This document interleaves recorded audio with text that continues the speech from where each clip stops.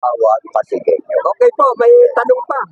Yung mga residents po na ikakaya hindi naabutan sa inyong pagbisita sa mga bahay-bahay sapagkat sila, kung halimbawa overage ka talaga, nasa edad na ng mga 90, ngayon ay nagpapagamot sila at natira sa halimbawa sa labas na ng Pasig at napunta ng Rizal upang kaligain muna ng kanyang mga anak.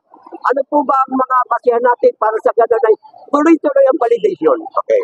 So ganito po, kung mapapansin nyo, nagre-release kami ngayon, nagre-release kami yung mga hindi po na-capturing doon nung nakaraang schedule namin ng Mayo. Ito po, paki-focus nyo rin naman. Okay. Isinuloy namin ang recapturing.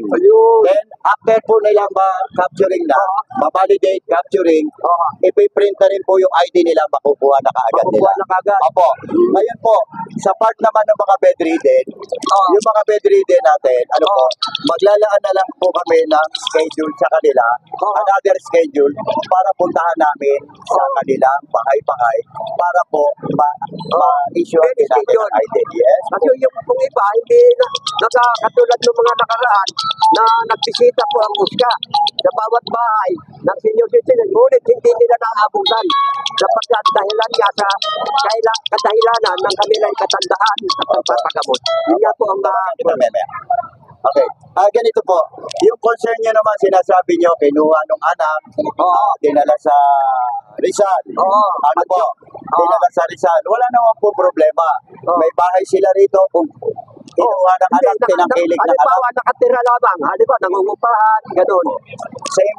Kagaya po nung sinabi ko sa inyo kanina, hinahanap na natin dito yung actual residence nila. Opo. Ngayon, kung halimbawa, may bahay naman dito, kasi binigyan nyo ako ng nangungupahan dito. Kung hindi na umuupa dito, kinuha na ng anak. Ang gagawin lang po talaga namin doon, napakasimple, para matulungan sila. Ita-transfer namin sila para doon sa syudad o lungsod na kanilang nilipatan, maasikaso sila ng local government. Yun po yun yung pamamaraan ginagawa po ng lungsod Pasig para ang serbisyo kay senior hindi managot. Tuloy-tuloy. Kasi yung kung nagtanong sa akin, siya ay nakatira sa isang lugar sa Alfonso. Ngunit na umaga balitik ay hindi siya naabutan sapagkat yun nga po ang kadahilanan. Ngunit hindi pa rin siya lumilipat ng resident. Bagamat siya ay naninirahan lamang doon sa isang bahay. Okay. Parang ulitin ko po uli doon sa makakapakinig. Kung sila po ay wala na talaga actual na tirahan dito, wala na silang bahay dahil nangungupahan, lumipat na ng Rizal, pwede namin maitulong talaga ay i-transfer na po sila ng Rizal. Hindi pa po lumipat, kinuha lang pansamantala. Okay, ay kaso nga po wala na tirahan dito. Paano namin, nag-CCI po kami, pinupuntahan namin, bedridden, yung mga nag-apply ng pension, ino-home visit po namin para matiyak kung talaga ang senior natin ay dito po nakatira. Parte po yun ang requirements pa rin. Hindi pa pwede na schedule yung pag-home visit para sa gano'n ay yung senior citizen ay kinakala nandoon. Papunta sa Tanay po? Hindi po. Yung halimbawa nakatira dito, pinalinga muna ng anak. At sa validation ay kinakala na naka-schedule na pupunta dyan ang USCA upang sa gano'n ay mabalidate kayo kung kayo'y buhay pa. Okay, bilang paglilinaw po, hindi naman kami nagkukulang dahil meron kaming koordinasyon sa kapital, bawat barangay. Meron kaming senior citizen representative o yung tinatawag na Council of Elders. At meron kaming asosasyon sa bawat barangay, NGO po sila. Kami po ay nakikipag-coordinate sa kanila. Lahat po yan, inaalam namin, tinitiyak namin. Halimbawa, pinuntahan namin, nag-home visit kami, wala. Inire-report namin sa kanila yon para makakuha kami ng impormasyon doon sa ating mga senior. So, kaya po namin ginagawa yon para po, ano bang tulong ang kailangan maibigay kay senior? Kasi po, hindi pumapayag ang Lungsod Pasig na mapabayaan ang bawat senior sa ating pamahalaang Lungsod Pasig po. lalo na talagang dito nakatira, no? Yes. Legit na taga-Pasig. Okay. Bilang paglilinaw sa inyo, ano po, ang amin po kasing head ng OSCA na si Mr. Horacio P. Apuyan Jr.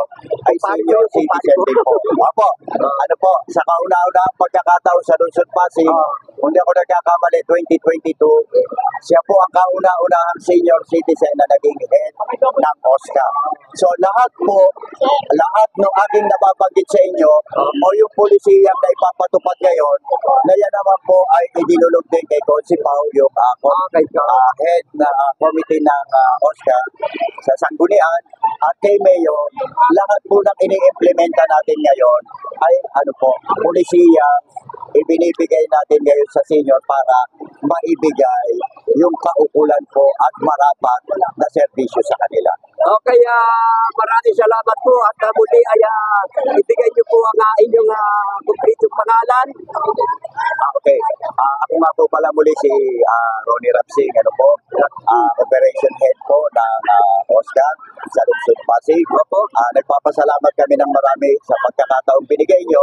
Siyempre, una po, ang serbisyong ibinababa namin sa pangunguna ng aming puting Mayor Pico Soto, ang Vice Mayor namin at ang buong Sanggunian na all-out support po sa lahat ng benepisyong ibinibigay sa ating local government. Meron pa akong gusto idagdag sa inyo, ipopush na rin po namin sa pangunguna ni Consi Maru yung tinatawag nating birth month.